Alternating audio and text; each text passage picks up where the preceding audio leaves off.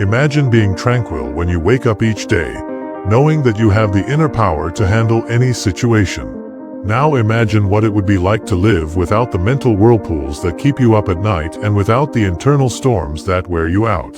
You may find that seemingly distant peace more easily, and Stoicism can help you get there. Why it is important to adopt these habits. We live in an era where everything is designed to distract us. Social media, the news, the expectations of others. If we don't take control of our mind and our actions, we can easily get lost in chaos.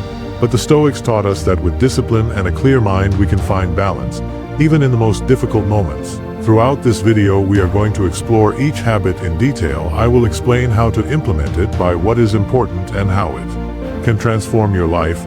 I will also accompany each habit with a phrase from a Stoic philosopher that encapsulates its essence, because these words have the power to resonate deeply and awaken in us the desire to live better.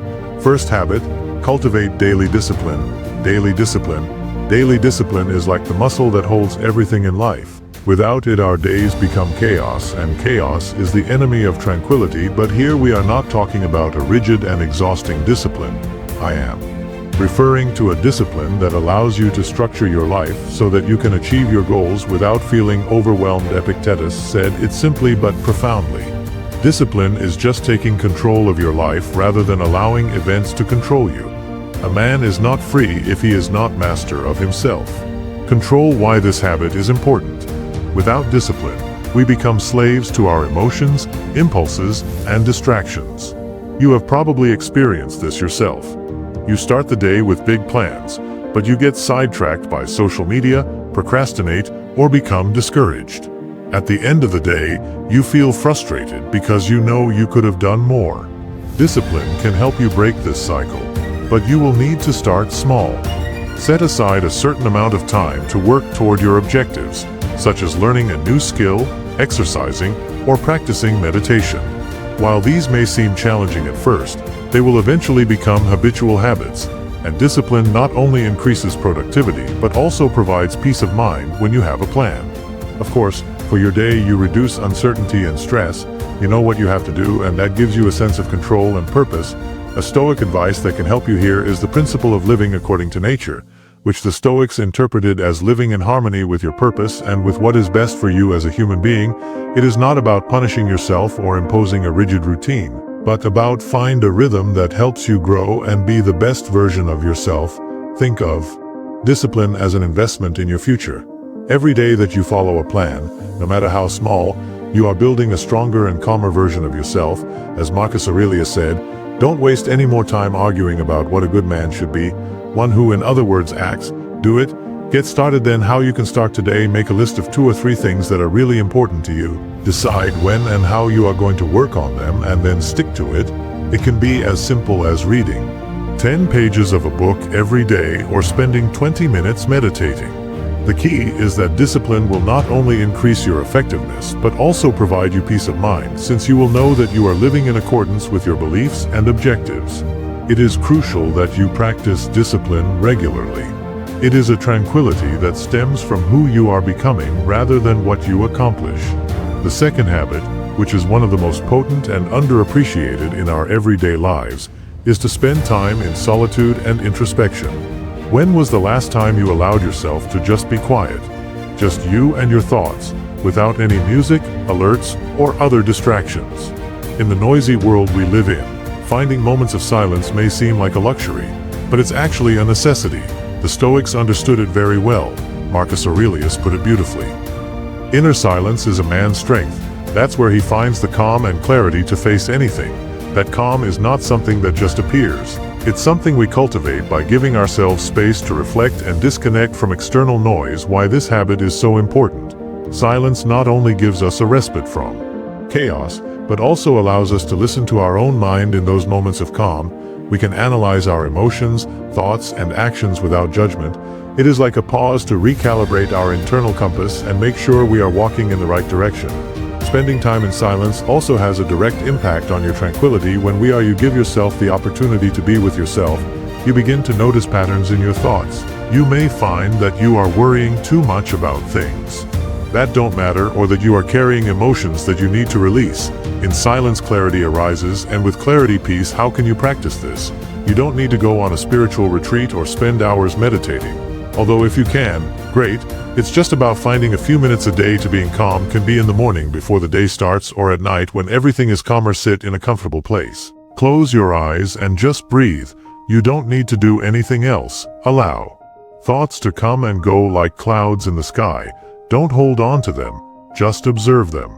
Additionally, this period of introspection is ideal for assessing your choices and behaviors.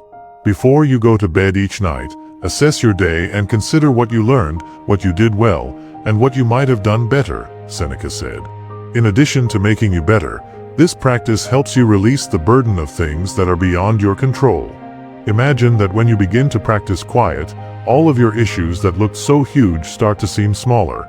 Not because they have vanished, but rather because your mind is now able to approach them calmly. Not of reactivity. Silence is more than the absence of noise.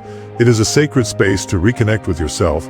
When you give yourself this gift, you give yourself the opportunity to listen to what really matters. It is as if in the midst of chaos you find an oasis where you can recharge your soul. Third habit, surround yourself with people who encourage your growth. This habit may seem obvious, but it is incredible how many times we underestimate the impact that the people in our peace and tranquility.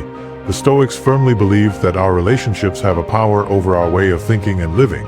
As I said, frequent, those who can improve and allow them to benefit from you too, because men learn while teaching. The idea, it's simple. The people you spend the most time with can raise or sink you. If you surround yourself with people who constantly complain, criticize, or live in the drama, you're likely to end up stuck in that same cycle. On the other hand, if you hang out with people who seek to improve, who inspire and support you, you'll inevitably start to adopt those same attitudes. Why is this habit so important? To find peace and tranquility, because toxic relationships generate noise in your mind. Those constant arguments, unnecessary criticism, or even a lack of support can be emotionally unbalanced. On the other hand, when you share your time with being understood, encouraged to grow, and being there for you in difficult times, you feel a tranquility that is priceless. How you can put this into practice? First, make an honest inventory of the people in your life. It is not about judging, but about reflecting. Ask yourself, this person helps me to be better. I feel at peace after spending time with them, or on the contrary, I feel stressed or unmotivated. This doesn't mean you should cut out everyone who doesn't meet your expectations. Sometimes it's just about setting healthy boundaries. For example, if you have a friend who is always complaining, instead of absorbing that negativity, try to redirect the conversation towards something more positive, and if that doesn't work, consider limiting the amount of time you spend with that person. On the other hand, look to surround yourself with people that share your values and goals. These can be friends, family, or even online communities that inspire you. In the Stoic philosophy, the idea of the society of equals was essential, a group of people who support each other on their path to virtue. A practical example of this can be to seek out mentors or friends who share a common interest, such as learning, improving skills, or simply living with purpose. These relationships not only help you, they will bring peace of mind, but they will also motivate you to be a better version of yourself. Remember the words of Marcus Aurelius: choose your friends wisely. What you see in them, you will see in yourself. Relationships are mirrors. What you tolerate and accept in others reflect how you treat yourself. Surround yourself with people who will lift you up, and you will see your life change. You will only find more peace, but you will also have a support system that will help you face any challenge. Fourth habit, learn to say no without guilt. This is one of those habits that when you master it, changes your life completely. Saying no is one of the most underrated skills, and at the same time one of the most important to maintain your peace and tranquility. The Stoics understood that our energies and resources are limited, and that we cannot afford to spend them on things that are not essential to our life or to our purpose. Epictetus made it clear when he said, "Who is too busy trying to please others forgets about himself." It has happened to you. It is easy to fall into the trap of saying yes to everything to avoid conflicts, to meet expectations, or because we simply do not want to disappoint someone. But at what cost? We often end up exhausted, frustrated, and feeling used. Saying no is not selfishness. It is protecting your time, your energy, and your mental well-being. It is understanding that you cannot do everything and that it is okay to prioritize. What really matters is in essence an act of self-love and a step towards a calmer life. You can this habit first, become aware of the times you say yes. Automatically, the next time someone asks you for something, take a moment to think before answering. Ask yourself, do I really want to do this as something that benefits me or my purpose, or is it simply something I do out of obligation or fear of rejection? A good trick is to start with small things. For example, if a friend asks you for a favor that you really can or don't want to do, respond with something like, "I'm sorry, but I can't help you with that." Now you don't need to give long explanations or excuses. A no, kind but firm, is enough. Another important thing is to understand that every time you say yes to something you don't want, you are saying no to something that does matter to you, such as your personal time, your goals, or even your rest. As Sika said, nothing is more valuable than time because it is something that we can never get back. Every time you say no, you are actually saying yes to something more important. Saying no also reduces stress because it eliminates the guilt of feeling overloaded. Many times the anxiety we feel comes from trying to do too much, from trying to be everything to everyone. When you learn to set boundaries, you not only find more time and energy, but you also start to be more in control of your life. And yes, at first it can be uncomfortable. No one likes to disappoint others, but here's the secret. People who really value you will understand your limits and respect them, and those who don't maybe shouldn't take up so much space in your life. So how about if today you practice saying no to something small? Start with something simple and see how you feel. I assure you that over time this habit will not only bring you more peace of mind, but it will also help you prioritize what really matters in your life. Fifth habit, practice moderation in everything. Moderation is an essential tenet of Stoicism. It is that delicate balance between enjoying life and not letting excesses control you. The Stoics firmly believe that excessive pleasures, whether food, drink, entertainment, or anything else, end up becoming chains that bind us. As Seneca said, everything that is done in excess turns against its purpose. In a world where more is better, it seems to be the rule. Practicing moderation can be a revolutionary act. Think about this. How many times have you felt exhausted because you overdo things that should be pleasurable? Eating too much, spending hours on social networks, or even working tirelessly, which should bring you joy, ends up taking away your peace. Moderation is not about depriving yourself of everything, but about enjoying things in a conscious and balanced way. For example, enjoy a delicious food, but without feeling uncomfortably full. Take some time to watch your favorite series, but avoid marathons that leave you feeling more tired than relaxed. Why this habit is important? Because excess not only affects your body, but also your mind. When you overdo it, you lose control, and when you lose control, you start to feel out of balance. The Stoics understood that true freedom comes from mastering your desires, not of being dominated by them. How can you start practicing moderation? The first step is to observe yourself. Notice the moments when you get carried away by excesses. It's not about judging yourself, but about being aware. Ask yourself, is this really making me happy, or I'm just doing it out of habit? Once you identify those moments, try reducing them little by little. For example, if you feel like you spend too much time on your phone, set limits, such as not using it during meals or before sleeping. A useful Stoic tip is to practice intentional abstinence. Marcus Aurelius said, "Do not deprive yourself of something completely, but learn to control it." This means that you can voluntarily choose to abstain from certain pleasures for a while to strengthen your self-control. For example, decide not to consume sugar for a week or avoid social networks for a day. You will see how that small exercise strengthens your mind and gives you a new perspective. Practicing moderation also helps you appreciate things more. When you stop consuming something in excess, you realize how special it can be to enjoy it in small doses. A glass of wine becomes a pleasure, not a routine. A short rest feels restful, not like a waste of time. Moderation is like walking a tightrope. It is not about to eliminate pleasures, but to learn to enjoy them in a way that doesn't take away your peace. So why don't you try today to practice moderation in something small? It can be in what you eat, in your time in front of a screen, or even in your thoughts. In his Meditations, Marcus Aurelius wrote, "Don't waste time worrying about the future, live in the present, because it's all that life gives you." For a moment, I thought about how much energy you lose reliving past mistakes, and problems that may never happen. That's one of the main sources of stress and anxiety. However, when you manage to bring your attention to the here and now, everything changes. You feel calmer, more in control, and most importantly, more alive. The Stoics believe that true peace only exists in the present moment because it is the only thing we truly have. It's about being completely aware of what you're doing right now. not about putting off your responsibilities or stopping your planning. For instance, when you're eating, enjoy every bite rather than checking your phone. And when you're speaking to someone, pay close attention to what you're saying instead of thinking about what you're going to say next. Mindfulness is a powerful tool. All you need to do is choose a time of day to focus on one thing. It can be as simple as feeling your breath, observing, and letting your body's air in and out. This will help you to stay grounded in the present and detaching yourself from the automatic pilot that we typically live. Epictetus advised you to focus on what you have in front of you and not worry about what is out of your control. This does not mean that you ignore what is coming. Rather, it means that you focus your energy on what is in front of you.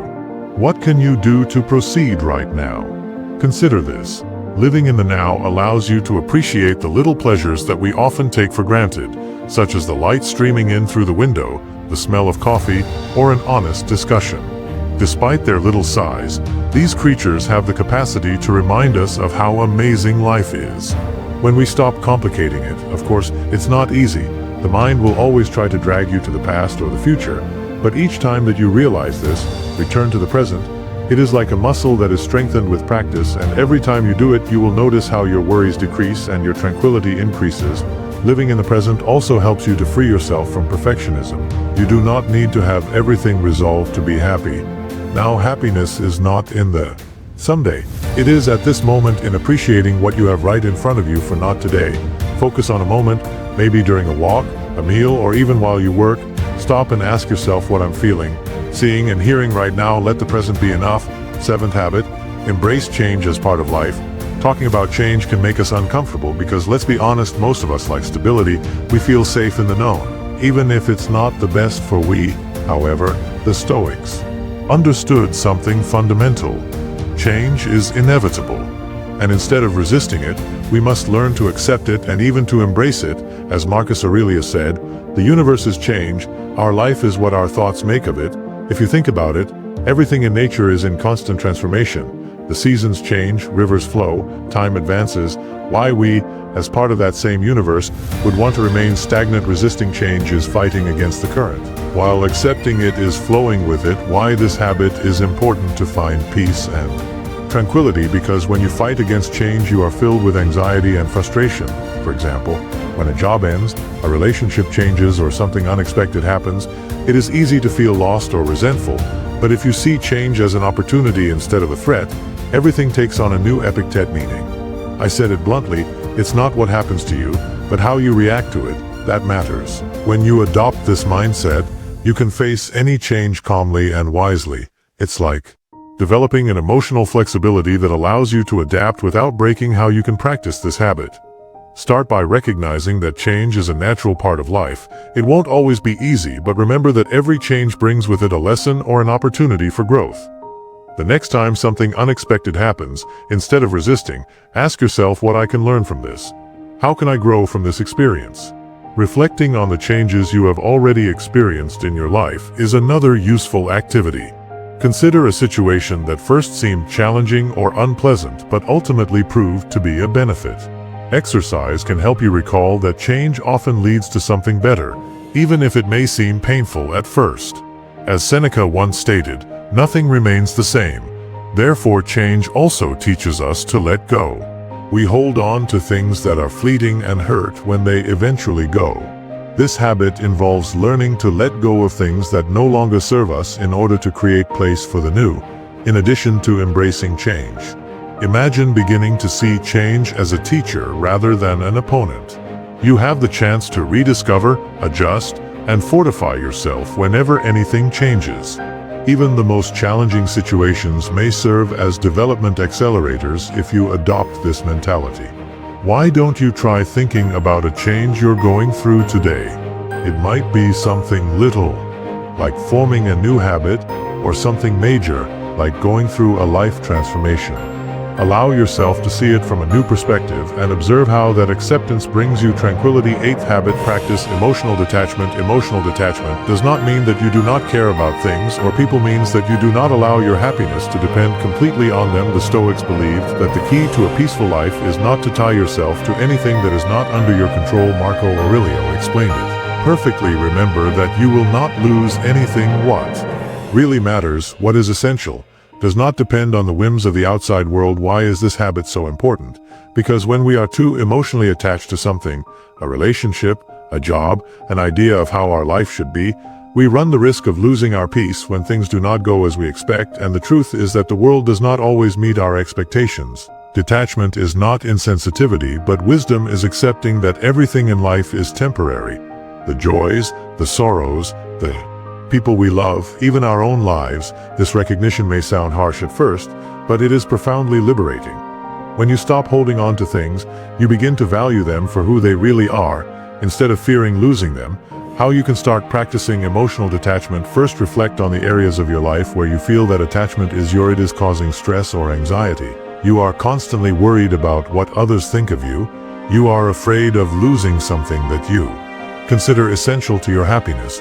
Identifying these attachments is the first step to free yourself from them. A Stoic exercise that you can try is that of negative visualization. Epictetus suggested imagining from time to time what your life would be like if you lost something that you value, your work, your possessions, even your relationships. This is not to depress you, but to remind yourself that you can survive even without those things and that their presence is a gift, not a guarantee. Detachment also means letting go of control. You can't control how others act or how certain situations will unfold, but you can control your response. For example, if someone disappoints you, instead of holding on to frustration, recognize that their behavior is not in your control and decide how to respond more wisely. Seneca said, if you want to be happy, don't want what you can't control. These words are an invitation to focus on what is within your sphere of influence. Your thoughts, your actions, your character. When you practice emotional detachment, you find a new freedom. You are no longer tied to the fear of losing, because you understand that everything you need to be happy is already inside. Is like letting go of a weight that you were carrying without realizing it. So why don't you try it the next time something causes you stress or anxiety? Stop and ask yourself, I'm attached to something I can't control. Then make a conscious effort to let go of it, even if it's a little. Ninth habit, develop the art of patience. Patience, it's a virtue that, although it seems old-fashioned in a world of snapshot, is fundamental to finding peace and tranquility. The Stoics deeply valued the ability of waiting calmly and facing difficulties with serenity. Epictetus summed it up brilliantly. Don't look for things to happen as you wish. You want them to happen as they happen, and your life will flow serenely. Why patience is important? Because many of the anxieties and frustrations we experience come from our inability to wait. We want immediate results, quick solutions, instant changes, but life doesn't work like that. Everything valuable takes time. Building a solid relationship, reaching a goal, overcoming an obstacle. Patience helps us accept this natural rhythm of things. In addition, patience gives you power when you don't react impulsively to a difficult situation. You have time to think, reflect, and respond more wisely. It is like taking a breath before acting, which often avoids unnecessary conflicts or mistakes. By rushing, how you can practice patience in your day-to-day. It starts with small situations. For example, the next time you're in a line or stuck in traffic, instead of getting frustrated, use it as an opportunity to practice. Take a deep breath, observe your thoughts, and remember that anger or impatience won't make the line move faster. You can also work on long-term patience, especially with your goals. Many times we want immediate results, but the Stoics teach us that slow progress and constant is what really matters. As Seneca said, growth is not measured by speed, but by direction. Every small step you take in the right direction is a triumph. Even if you don't see results right away, patience is also key in our relationships. We all have bad days, we make mistakes or say things we shouldn't. Patience with others means giving them space to be human and learn instead of reacting harshly or impatiently. This not only strengthens relationships, but also reduces unnecessary conflict. Think about this. Patience is not just waiting, it's how you wait. You're filled with frustration and anxiety as you wait, or find a way to be calm and at peace with the process. The second option is the one that brings us closer to Stoic tranquility. So the next time you're faced with a situation that tests your patience, remember these words of Marcus Aurelius: time is like a river, you cannot touch twice the same current. Take advantage of the present and let flow what you cannot control. Try this habit today. It may not be easy at first, but every time you choose patience over impatience, you are building a calmer and more balanced life. 10th habit, find strength in adversity. Adversity is an inevitable part of life. The Stoics did not intend to eliminate it, but to learn to see it from another perspective as an opportunity to grow, strengthen character, and demonstrate our resilience. Marco Aurelio said it better than anyone. The fire is not extinguished with what is thrown at it, but it is strengthened in the same way. Obstacles help you grow and become what you are destined to do. Why it matters. This habit is crucial because, when faced with challenges or challenging circumstances, our first instinct is to avoid them or to complain. However, Stoicism teaches us that, when we consider it, adversity is not meant to punish us but rather to refine and bring out the best in us. The secret is to alter how we see obstacles after you have developed more throughout the easy or challenging times. Rather of asking yourself, why am I experiencing this? Consider asking yourself, what can I learn from this? How can I emerge more resilient? This little shift in perspective has the power to alter you. How do you handle every challenge, whether it's a disagreement or a significant defeat? What is the initial step in forming this habit? Don't battle against the facts of what is occurring. Instead, practice acceptance. According to Epictetus, when you encounter hardship, consider what you will do about it rather than why it occurred. Accepting does not mean giving up, but recognizing that what is in front of you is part of the process. After look for ways to use adversity to your advantage. Is a challenge at work. Maybe it is an opportunity to improve your skills. It is a difficult relationship. It can be a lesson to set limits or empathy. Each challenge contains a seed of growth, but it is your decision whether or not to cultivate it. A practical exercise that you can try is negative visualization, a Stoic technique that we mentioned before. Imagine the things that could go wrong, not to obsess over them, but to prepare yourself mentally and reduce the emotional impact if they happen. This not only gives you strength, but also makes you for what you have now. Adversity also has the power to teach us about ourselves. When things get tough, that's when we really see what we're made of. As Seneca said, the brave man does not seek to avoid danger, but to face it with dignity. When overcoming a challenge, you not only solve the problem, you also discover a new strength within yourself. Remember, the goal is not problems or living in constant struggle. It is learning to see each difficulty as an opportunity for growth.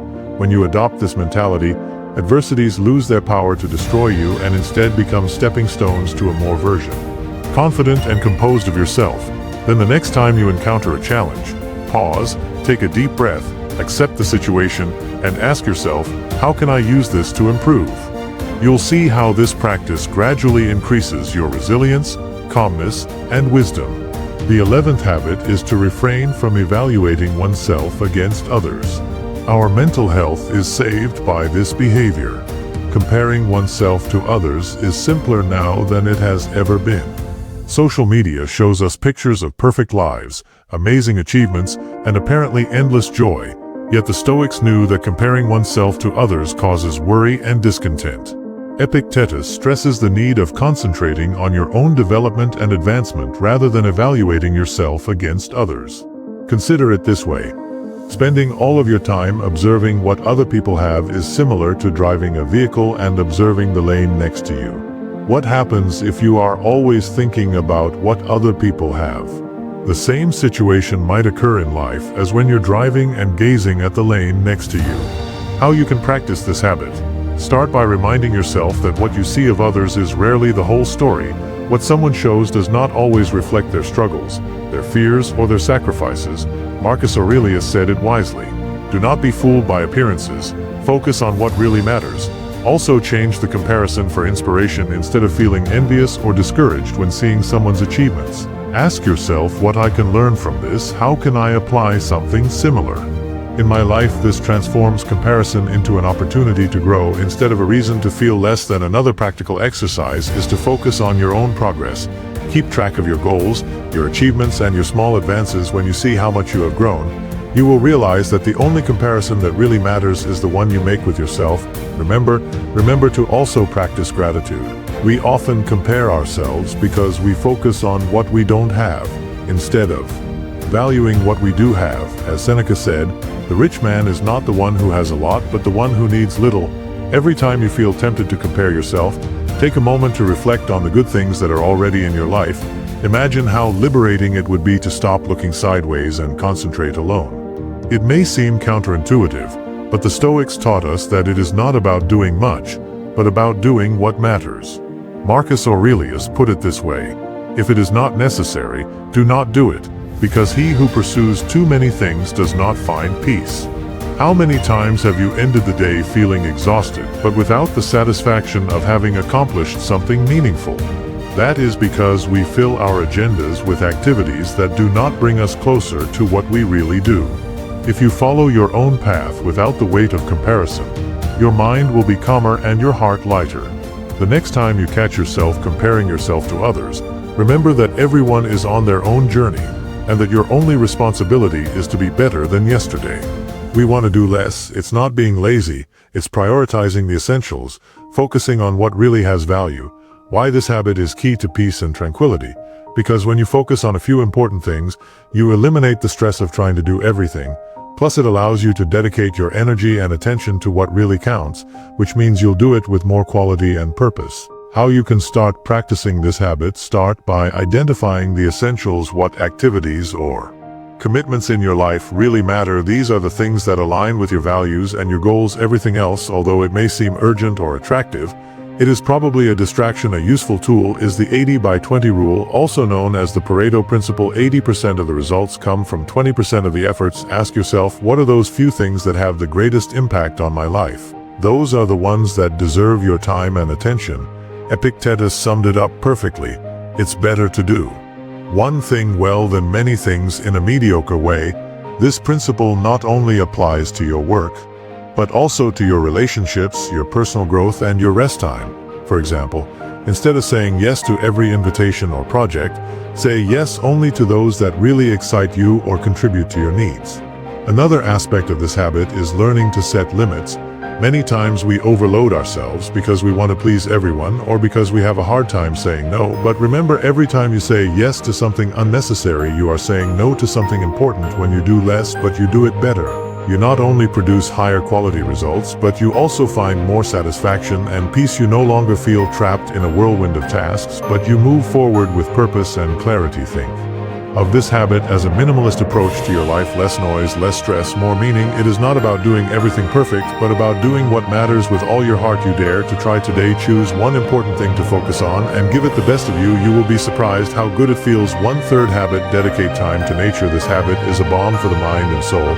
The Stoics, they had a deep respect for nature, not only as a physical environment, but as a teacher of wisdom and balance. Marcus Aurelius, who spent hours reflecting on the connection between man and the cosmos, wrote, "Observe how everything in nature works in harmony, learn from it, and you will find your place in the world." Why it is important to connect with nature to find peace and tranquility: because nature reminds us of the essential, the simple, and the eternal. When we spend time outdoors, away from noise and distractions, our mind finds a natural rest. The sound of birds, the whisper of the wind, or the scent of damp earth have an almost magical effect to calm our worries. In addition, being in nature gives us perspective. We realize that we are a small part of a much bigger whole. Mountains, oceans, and forests have been there long before us and will continue after us. This helps us put our worries in context and let go of stress about things that in the end are not so important. How you can practice this habit: you don't need to live near a forest or a beach to connect with nature. You can start with small steps. Go for a walk to the nearest park, sit under a tree, watch the sky for a few minutes, or just open a window to feel the fresh air. An exercise that the Stoics practiced was to reflect on impermanence while observing nature. For example, watch how the leaves fall in autumn or how the flowers wither after blooming. This is not to sadden you, but to remind you that everything is transitory and that the beauty of life it is in its constant change. Seneca also saw nature as a guide to live wisely. It said, "Live according to nature and you will find happiness." This does not mean modern comforts, but learning from the simplicity and balance that nature shows us. The connection with nature not only calms the mind, it also revitalizes the body. Modern studies have shown that spending time outdoors reduces stress, improves the mood, and even strengthens the immune system. Is like a natural medicine that is available to everyone. You just need to take advantage of it. Imagine this: a quiet walk at the end of the day, feeling how the sun warms your skin or how the wind caresses your face. That moment of connection allows you to let go of the weight of the day and return to the essentials. Why not give it a try? Today, find a time to be outdoors, even though take a few minutes, and see how you feel. Then nature is always there waiting to remind you how simple and wonderful it is to live.